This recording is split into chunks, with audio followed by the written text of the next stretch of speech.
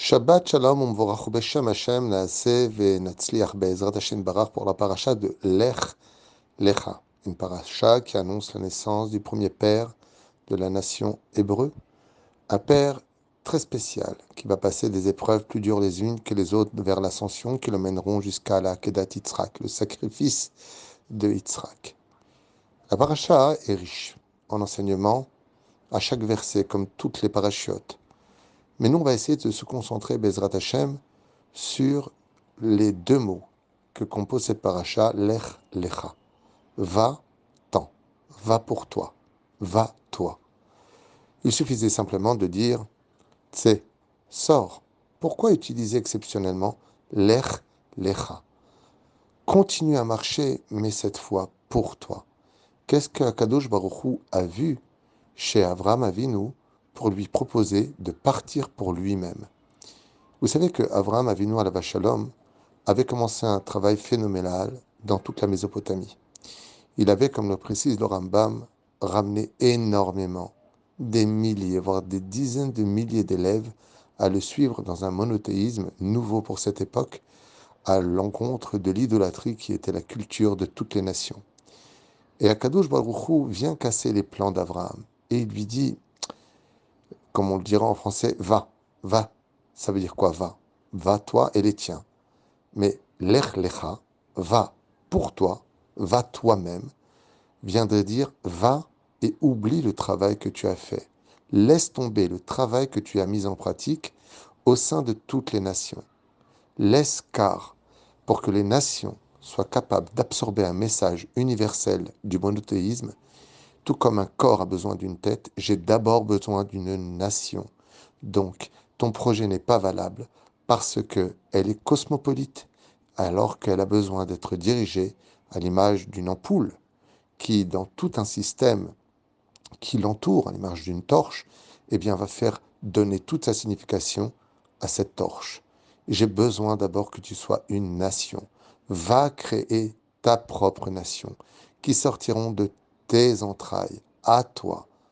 Voilà que Abraham comprend le message et il se dirige vers sa destinée. Seulement, la Torah vient nous apprendre que il y a un problème dans les plans divins. Sarah est stérile. Alors qu'est-ce que Dieu attend de moi? Comment il peut me dire à moi, je te rendrai aussi nombreux que les nations du monde, sera les Goy Gadol, et je ferai de toi une grande nation, alors que je n'y arrive pas. J'arrive pas à avoir d'enfant. Alors Sarah lui dit, tu sais quoi? Dieu t'a promis à toi d'engendrer une nation, mais moi, il ne m'a rien promis. Peut-être que ce n'est pas de moi que viendra le message d'une nation. Et elle propose Agar, fille de Pharaon, en disant peut-être que sa matrice à elle sera la réponse à notre question. Et effectivement, bizarrement, Agar tombe enceinte d'un enfant du nom d'Ishmaël. Et Ishmaël, lui, va croire et penser qu'il est maintenant le leader du monde. Ça y est, j'ai le poste d'être la tête des nations du monde. Mais voilà que Dieu a d'autres plans. Bizarrement, à l'âge de 99 ans, Avram Avinu change d'identité. De Avram, il devient Avraham. De l'incirconcis, il devient circoncis. Avraham est devenu enfin, pas simplement hébreu, mais juif. Il se convertit par Dieu lui-même qui sera son propre Sandak. On a besoin d'arriver à une renaissance. La 24e Mishnah du chapitre 5 de Masechet Avot nous dit qu'à chaque âge, on correspond à une station, à un changement dans la vie. À 5 ans, on lit. À 10 ans, on étudie les Mishnayot. À 13 ans, on fait la Bar Mitzvah. À 15 ans, le Talmud. À 18 ans, on se marie. À 20 ans, on poursuit, et ainsi de suite. Et à 100 ans, on est considéré comme étant mort et renaître de nouveau. C'était le message que Dieu lui avait dit. Lech Lecha fait en compte numérique 100. Abraham, va créer ta nation, mais sois patient jusqu'à tes 100 ans, car il faut que le Avram que tu es né de Terach et de Amtala et ta maman meure. Il faut que tu arrives à un âge où la station est un renouvellement de ta propre personnalité, l'Echlecha, qui fait allusion à ses 100 ans. Meurs pour que tu renaisses de nouveau. Et c'est à ce moment-là que Sarah retrouvera une matrice qui pourra engendrer l'enfant que moi je t'ai indiqué, Yitzhak. Alors, quand vient l'annonce de cette paracha extraordinaire de Lech Lecha dans le Brit Ben Abetarim, où Dieu annonce la naissance de Yitzhak, Avram dit mais j'ai Ishmaël pour le monothéisme, car Avram avait vu dans son roi HaKodesh que plus tard de la descendance d'Ishmaël naîtrait l'islam, qui est une religion monothéiste.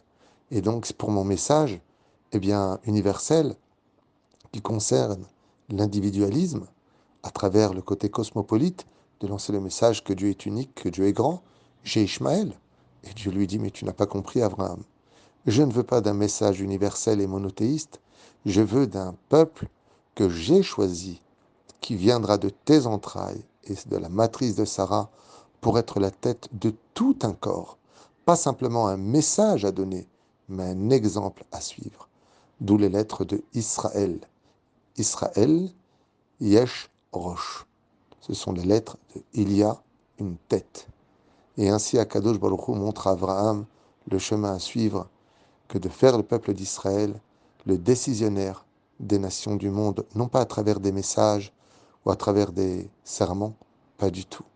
Un exemple à suivre de par la sagesse extraordinaire que notre peuple a su montrer au sein des nations du monde à travers l'exil de 2000 ans pour dire regardez qui nous sommes, regardez notre foi, regardez comment nous évoluons dans la vie, regardez en 76 ans ce que nous avons été capables de faire d'un désert abandonné depuis 2000 ans, fréquenté certes par quelques nomades qui traversaient le territoire d'Israël.